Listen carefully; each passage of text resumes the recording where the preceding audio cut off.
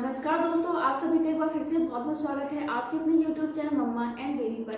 दोस्तों, जैसे कि आप सब जानते हैं कि 10 जून को लगने वाला है सूर्य ग्रहण।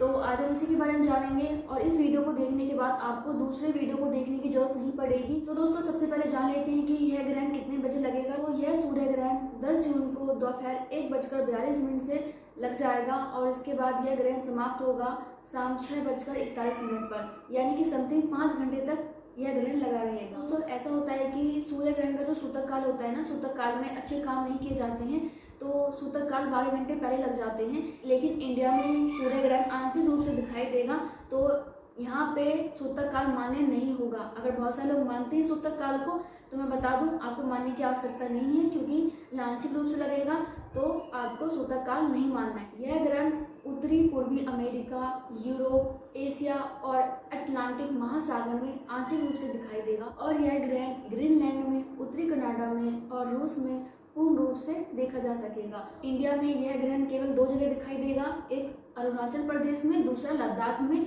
और वो भी आंशिक रूप में, यानी कि पूरे भारत में यह ग्रहण नहीं लगने वाला है, केवल लद्दाख में और अरुणाचल प्रदेश में लगेगा और वो भी आंशिक रूप से, जिसका कि कोई ज़्यादा महत्व नहीं है। लेकिन क्योंकि आप गर्भवती हैं और ग्रहण तो लग ही रहा है तो आपको कुछ नियमों का पालन करना चाहिए। बाकी दोस्तों देखिए, ग्रहण के दौरान आपको क्या करना है, क्या नहीं करना है, क्या क्या सावधानी रखनी है, ग्रहण के बाद क्या करना है, सारी बातें बताऊंगी। तो वीडियो पूरा देखिएगा तभी आपको समझ में आएगा। अगर आप बीच में छोड़ के चले जाओगे तो आपको समझ में नहीं आएगा, फिर आप कमेंट करके वही बात पूछोगे जो मैं ऑलरेडी बता चुकी हूँ। बाकी ये वीडियो देखने के बाद आपको और किसी की भी वीडियो देखने की जरूरत नहीं पड़ेगी, ये मेरी गारंटी है। तो चलिए अब जान लेते हैं कि ग्रहण के दौरान क्या क्या नहीं करना है, क्या करना है। तो देखिए, ग्रहण के दौरान बहुत सारी सावधानी रखने के लिए कही जाती है, क्योंकि गर्भवती महिलाएं थोड़ी सेंसिटिव होती हैं, उनकी प्रतिरोधक क्षमता इतनी स्ट्रांग नहीं रहती है, क्योंकि वो जल्दी से बीमार पड़ जाती हैं। और ग्रहण के दौरान ऐसा माना जाता है कि बहुत सारी नकारात्मक ऊर्जाएं उत्पन्न हो जाती हैं जो कि गर्भवती महिला को और उसकी होने वाले बच्चों को नुकसान पहुंचा सकती हैं। और दोस्तों, अगर वैज्ञानिक दृष्टिकोण से माने तो उनका भी यही मानना है कि ग्रहण के दौरान हमारा वातावरण जो है वो चेंज हो जाता है, जिसकी वजह से बहुत सारे कीटाणु, विषाणु, बैक्टीरिया पनपने लग जाते हैं। तो इस वजह से थोड़ा सा ग्रहण से बच के रहना ही चाहिए। तो दोस्तों देखो, ऐसा नहीं है कि केवल गर्भवती महिलाओं को सावधानी रखनी चाहिए, जितने भी लोग होते हैं ना सबको सावधानी रखनी चाहिए। लेकिन गर्भवती महिला, बच्चे और बूढ़ों के लिए कुछ छूट दी गई है। वो क्या क्या छूट है, मान लीजिए यदि आप गर्भवती है ना तो ऐसा माना जाता है कि ग्रहण के दौरान खाना पीना नहीं चाहिए, किसी को भी नहीं खाना पीना चाहिए। लेकिन यदि आप गर्भवती हैं, बूढ़े हैं, बच्चे हैं तो ऐसे में आप खाना पीना खा सकते हो। कैसे खा सकते हो, क्योंकि हमें पता है कि ग्रहण के दौरान जो है खाना दूषित हो जाता है, पानी दूषित हो जाता है। तो इससे बचने के उपाय भी हमारे पास हैं। वो उपाय क्या है, वो है तुलसी का पत्ता। दोस्तों, आपको पता ही होगा कि तुलसी का पत्ता कितना गुणकारी है और इसमें कोई दो राय नहीं है कि तुलसी का पत्ता आपके बहुत सारे रोगों को मिटा सकता है। तो तुलसी का पत्ता आपके खाने को दूषित होने से भी बचा लेता है, क्योंकि इसमें होते ही इतने गुण हैं कि ग्रहण के दौरान जो नकारात्मक ऊर्जाएं उत्पन्न हो जाती हैं, जो भी विषाणु, कीटाणु, बैक्टीरिया उत्पन्न होते हैं, उनको तुलसी नष्ट कर देता है, आपके खाने को शुद्ध रखता है। तो आप क्या कर सकते हैं कि ग्रहण लगने से पहले खाना बना लीजिए और खाने में तुलसी के पत्ते को रख दीजिए, इससे आपका खाना खराब नहीं होगा। आप ग्रहण के दौरान भी खाने को खा सकती हैं। इसके अलावा पीने के पानी के साथ भी आप यही करो। देखिए, आपको तुलसी का पत्ता उसी चीज़ में डालना है जिसको कि आप खाने वाले हो। ऐसा नहीं होना चाहिए कि आप घर के सारी चीज़ों में तुलसी का पत्ता रख दो, ऐसा नहीं करना है। अगर आप ग्रहण के दौरान खाने वाले हो उसमें आप तुलसी का पत्ता रख सकते हैं और पीने के पानी में तुलसी का पत्ता रख दीजिए। बाकी दोस्तों देखिए, बहुत सारे लोगों का कहना है कि ग्रहण के दौरान गर्भवती महिला को खाना ही नहीं चाहिए। तो मैं आपको एक बात बता दूं, बहुत सारी गर्भवती महिला को बेड रेस्ट के लिए कहा जाता है, उनको दवाइयाँ खानी होती हैं और टाइम पे खाना भी खाना होता है। तो ऐसे में गर्भवती महिलाएं ग्रहण के दौरान कैसे भूखी प्यासी रहेंगी, कैसे दवाई के बिना रहेंगी, तो ये पॉसिबल नहीं है। इसलिए आपको नियमों का पालन करना है, लेकिन अपने हिसाब से तुलसी के पत्ते डाल के आपको खाना पीना सब खाना है, ठीक है। इस बात का ध्यान रखिएगा।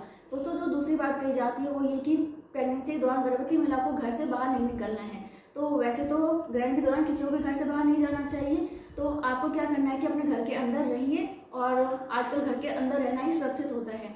और इसके अलावा ये भी माना जाता है कि अगर आपके घर में सूर्य की रोशनी आ रही है, मतलब कि ग्रहण की रोशनी आ रही है, तो वो भी नहीं आना चाहिए। तो मतलब ये कि खिड़की, दरवाजे, पर्दे वगैरह को अच्छे से बंद कर दे। इसके अलावा इस समय गर्भवती महिला को यात्रा भी नहीं करना चाहिए। बाकी दोस्तों देखिए, बहुत सारे लोगों को घर से बाहर निकलना बहुत जरूरी हो जाता है। तो ऐसे में आप क्या उपाय कर सकते हो, इसके बारे में हम आगे जानेंगे। लेकिन अब जानते हैं कि इसके अलावा आपको और क्या नहीं करना है। तो ऐसा माना जाता है कि ग्रहण के दौरान गर्भवती महिलाओं को किसी भी नुकीली चीज़ों का इस्तेमाल नहीं करना है। चाकू का, छुरी का, पेन पेंसिल का, सुई धागों का, या फिर कोई भी नुकीली चीज़ें हैं या धारदार चीज़ें हैं ना, उनका इस्तेमाल नहीं करना है। और ऐसा इसलिए कहा जाता है क्योंकि यदि आप इन चीज़ों का इस्तेमाल करते करती हैं तो इससे आपके बच्चे के अंग कटने के डर रहते हैं। बाकी दोस्तों इसके अलावा ये बात कही जाती है कि इस समय गर्भवती महिला को चूल्हा नहीं छूना है, मतलब कि खाना पीना नहीं बनाना है। तो देखिए इसके पीछे मेन सच्चाई क्या है वो बता देती हूँ।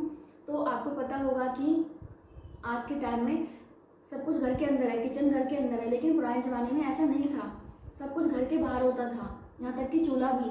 तो ग्रहण के दौरान घर से बाहर नहीं जा सकते हैं, तो घर से बाहर निकलेंगे तभी तो चूल्हा जलेगा ना, इसलिए मना किया जाता था कि ग्रहण के दौरान खाना पीना नहीं बनाना है, चूल्हा नहीं जलाना है।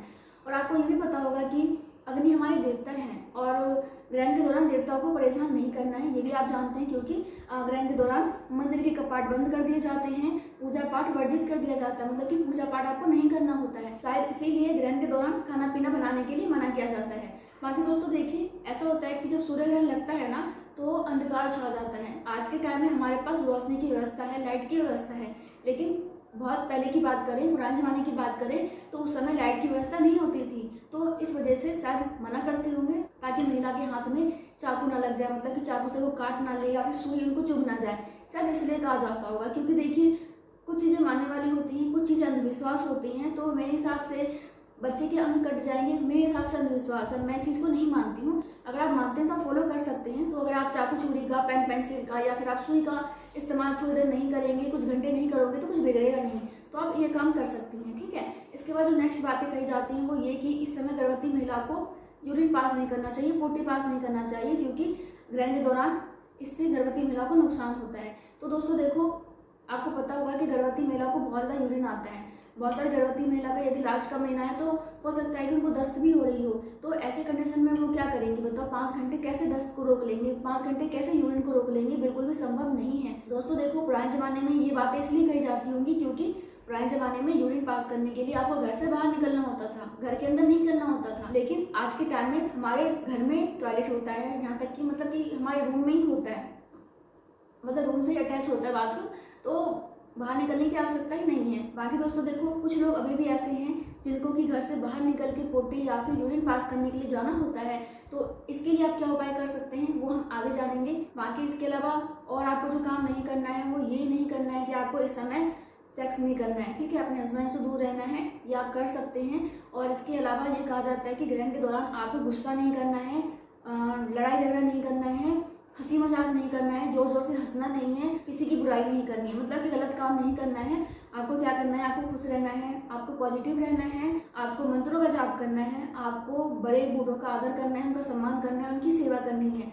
तो ये काम आप कर सकती हैं। अगर आप खुश रहेंगे, पॉजिटिव रहेंगे तो इससे क्या होगा कि आपके आसपास बहुत सारी पॉजिटिव एनर्जी बनेगी, इससे नकारात्मक ऊर्जा आपसे और आपके बच्चे से दूर रहेगी। इसलिए जितना हो सके पॉजिटिव रहे, सकारात्मक सोचें, ठीक है। बाकी अपने इष्ट देव को याद करें, मंत्रों का जाप करें, जो भी आपको मंत्र आता हो आप उन मंत्र का उच्चारण कर सकती हैं। बाकी यदि आपको मंत्र नहीं आता है तो मोबाइल है ना, उस पर आराम से मंत्र सुनो, ठीक है। और हाँ एक बात और, बहुत सारे लोगों का मानना है कि इस दौरान आपको टीवी नहीं देखना चाहिए और आपको मोबाइल वगैरह इस्तेमाल नहीं करना चाहिए। तो दोस्तों देखिए मैं आपको एक बात बताना चाहूँगी, गर्भवती महिलाएं थोड़ी सेंसिटिव होती हैं। अगर आप टीवी या फिर मोबाइल बहुत लंबे समय तक इस्तेमाल करेंगे ना तो इससे आपकी आंखों पे इफेक्ट पड़ेगा। तो इसलिए अगर हो सके तो आप कम से कम मोबाइल और टीवी का इस्तेमाल करें। गाने वगैरह सुने तो ये आप कान में लगा के सुनोगे तो देखने की जरूरत नहीं पड़ेगी। अगर आप थोड़ी बहुत देर के लिए टीवी या फिर मोबाइल चला रहे हैं तो कोई दिक्कत वाली बात नहीं है। लंबे समय तक चला रहे हैं तो फिर दिक्कत वाली बात है, ग्रहण है या फिर नहीं है तब भी दिक्कत है, ठीक है। बाकी ग्रहण की बात करें तो पुराने समय तो टीवी होता नहीं था, जब ये नियम कानून बने थे, मोबाइल होता नहीं था। तो आज के टाइम में एक नया नियम बन गया है कि आपको टीवी और मोबाइल नहीं देखना है। तो आप पे डिपेंड करता है, क्योंकि आपकी आंखें सेंसिटिव होती हैं तो उसको नुकसान पहुंच सकती है। तो ये काम भी आप कर सकते हैं। इसके अलावा जो एक बात और कही जाती है ग्रहण के दौरान करने के लिए, जो कि पॉसिबल नहीं है मेरे हिसाब से, वो पता है क्या है, वो है ग्रहण के दौरान गर्भवती महिला को सोना नहीं है, लेटना नहीं है, चलना नहीं है। क्या करना है कि हाथ पैर सीधे करके बैठ जाना है। आप खुद सोचो ग्रहण इतना लंबा होता है, 5 घंटे तक कोई कैसे हाथ पैर सीधा करके बैठ सकता है? मेरे से तो नहीं हो पाएगा। बाकी यदि आपसे पॉसिबल है तो आप बिल्कुल करो, लेकिन एक बात का ध्यान रखो, ये करने के बाद अगर आप हॉस्पिटल पहुंच गए ना तो मुझे मत कहना दीदी आपने बताया नहीं। तो प्लीज़ इस चीज़ को तो ना ही करें। आप आराम से लेटो, आराम से बैठो, मतलब कि लेटने चलने से क्या दिक्कत होगी? इससे कोई दिक्कत नहीं होगी। अपने घर के अंदर ना चले इंसान, चलेगा ही ना। तो ये चीज़ को तो मेरे हिसाब से फॉलो ना ही करें। बाकी आप ये कर सकते हो कि आराम से अपने बेड पे बैठ के आप भजन कीर्तन करो, मंत्रों का जाप करो, अच्छी अच्छी बातें सोचो, है ना।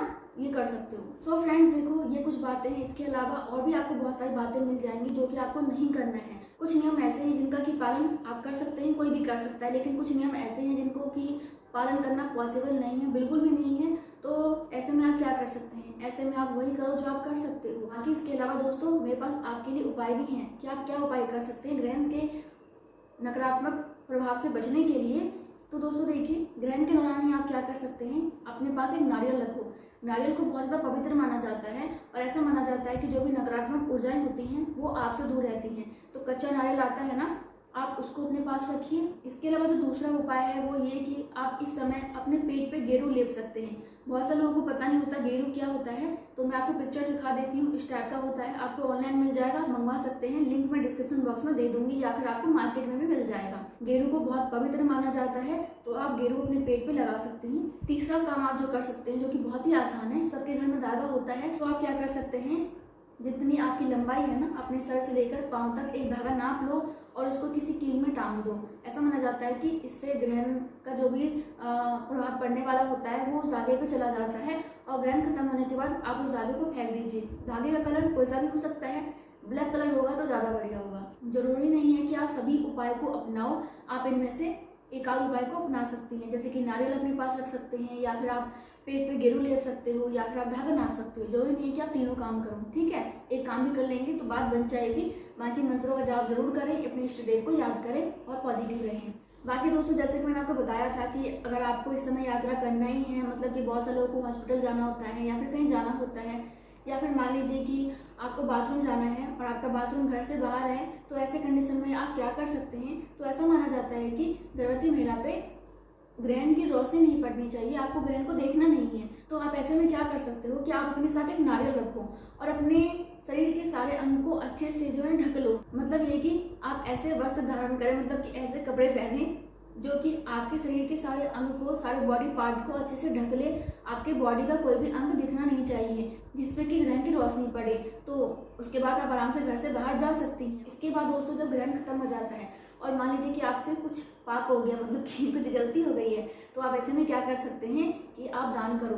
दान का बहुत महत्व है, तो दान जरूर करें। इसके अलावा आप अपने घर की साफ सफाई करें, मतलब कि झाड़ू पोछा लगा लें और घर में गंगा जल का छिड़काव कर दें, पूजा पाठ कर लें। मतलब ये कि नहा धो की पूजा पाठ कर लें। और ऐसा माना जाता है कि नहाने के पानी में गंगा जल मिला के आपको नहाना चाहिए, तो इससे सारे प्रभाव मिट जाते हैं। और गंगा जल पी भी लेना चाहिए, या फिर आप तुलसी का पत्ता भी गंगा जल के साथ ले सकते हैं। बाकी दोस्तों देखिए, कुछ लोगों का कमेंट आएगा कि मैम नारियल का क्या करना है। तो नारियल को आप किसी पेड़ के नीचे रख दीजिए, या फिर दान भी कर सकते हैं, जैसा आपको अच्छा लगे। धागों को फेंक दीजिए और गेरू को आप बाद में धो लीजिए। बाकी दोस्तों देखो, अगर आपकी तबीयत खराब है, आप शाम में नहाना ना चाहें, तो आप अपने ऊपर गंगा जल का छिड़काव कर सकती हैं। इससे भी आप शुद्ध हो जाओगे, मतलब कि ग्रहण का प्रभाव हट जाएगा, ठीक है। तो दोस्तों ग्रहण में क्या करना है, क्या नहीं करना है, क्या उपाय हैं, क्या मिथ है, क्या फैक्ट है, सारी बातें मैंने आपको बता दी। बाकी एक बात मैं आपको अपनी तरफ से बताना चाहूँगी, दुनिया में और भी बहुत सारे लोग हैं, मतलब कि हम तो ग्रहण के प्रभाव को मानते हैं, ग्रहण से संबंधित नियमों को मानते हैं, लेकिन बहुत सारे लोग ऐसे भी हैं जो कि ग्रहण से संबंधित नियमों को नहीं मानते हैं, ग्रहण के दुष्प्रभावों को मानते ही नहीं है। तो क्या सभी के बच्चे विकलांग पैदा होते हैं? ऐसा नहीं है ना। बहुत सारे अंग्रेज हैं जो कि ग्रहण को नहीं मानते हैं, तो क्या उनके बच्चे विकलांग पैदा होते हैं? नहीं होते हैं। सो फ्रेंड्स, मेरे कहने का मतलब ऐसा बिल्कुल भी नहीं है कि आप ग्रहण से संबंधित प्रभावों को ना माने, ग्रहण के नियमों का पालन ना करें। बिल्कुल करें, लेकिन उतना ही करें जितना कि आप कर सकते हैं। ऐसा किसी भी नियमों का पालन ना करें जिनको कि आप निभा नहीं सकते हो और फिर आपको दिक्कत लगे, आपको दुख हो कि हाँ मैंने ये गलत काम कर दिया, मैंने ग्रहण के दौरान पानी पी लिया, या फिर मैं ग्रहण के दौरान यूरिन पास कर लिया। तो फिर आपको मन में दुख रहेगा, आपको डर रहेगा, आप अंदर से भयभीत रहोगे, आपके अंदर भ्रम आएगा। तो ये बिल्कुल भी ठीक नहीं है। बाकी ग्रहण से बचने के उपाय मैंने आपको बता ही दिए हैं। और वैसे भी इंडिया में केवल 2 जगह पे लगेगा, तो बाकी जगह पे इसका प्रभाव वैसे भी नहीं पड़ने वाला है। तो टेंशन फ्री रहिए और अपनी प्रेगनेंसी को एंजॉय कीजिए। वीडियो अच्छा लगा तो लाइक कर दीजिएगा। बाकी दोस्तों अच्छे कमेंट करते रहिएगा, ठीक है। बाय, नमस्ते, टेक केयर।